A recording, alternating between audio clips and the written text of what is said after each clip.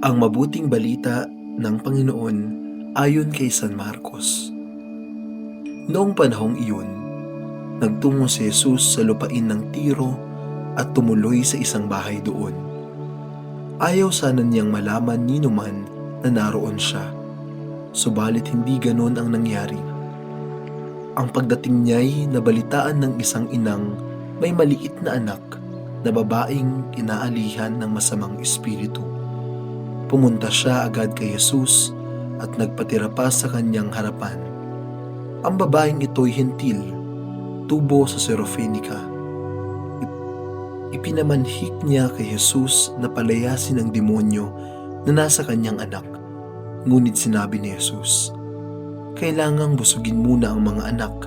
Hindi dapat kunin ang pagkain ng mga anak upang ihagis sa mga tuta.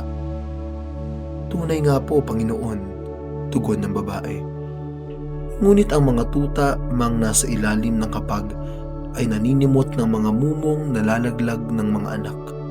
Kaya't sinabi sa kanya ni Jesus, dahil sa sinabi mo, maaari ka nang umuwi. Iniwan na ng demonyo ang inyong anak. Umuwi ang babae at naratnan niya sa higaan ang bata. Iniwan na nga ng demonyo. Ang mabuting balita ng Panginoon. Pinupuri ka namin, Panginoong Hesukristo. Kailangan busugin muna ang mga anak. Hindi dapat kunin ang pagkain ng mga anak upang ihagis sa mga tuta.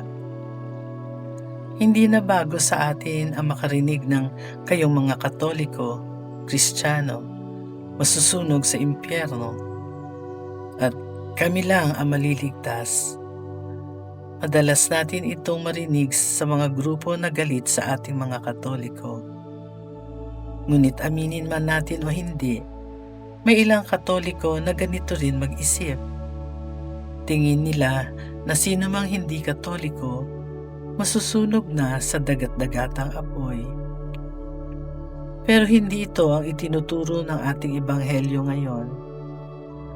Bagamat ang pangunahing misyon ni Jesus ay para sa bayan ng Israel, alam niya na para sa lahat ng tao ang kaligtasang kaloob niya. Batid din ito ng babaeng hentil sa ating ebanghelyo.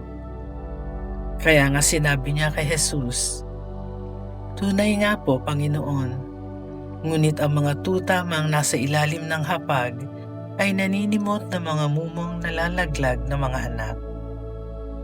Mga kapatid, alalahanin natin na naparito si Jesus para sa lahat, hindi para sa iilan lang.